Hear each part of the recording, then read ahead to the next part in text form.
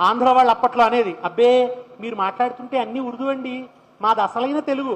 ఒక పిచ్చోడా, అస్సలు అంటే ఉర్దూ, అస్సలు అంటే ఉర్దూ, అది అసలీ.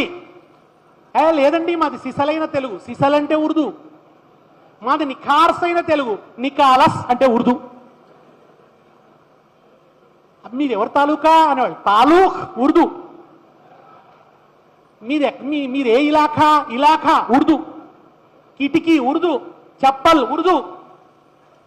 మనం మాట్లాడే భాషలో బోలెడంత ఉర్దూ ఉంది. రోజు మాట్లాడే ఆయన చాలా ముక్తసరిగా మాట్లాడండి, ముఖ్తసర్ ఉర్దూ. దరఖాస్తు పెట్టిన దరఖాస్తు ఉర్దూ, దర్వాజా ఉర్దూ. ఎన్ని పదాలు అసలు మనం రోజు మాట్లాడుతాం, అది ఉర్దూ అని కూడా మనకు తెలియదు. తెలియకుండానే ఉర్దూ ప్రయోగిస్తుంటాం.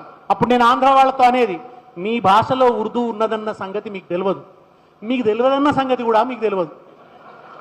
సమస్య ఏంటంటే మీకు తెలియదన్న సంగతి కూడా మీకు తెలియదు, అది సమస్య.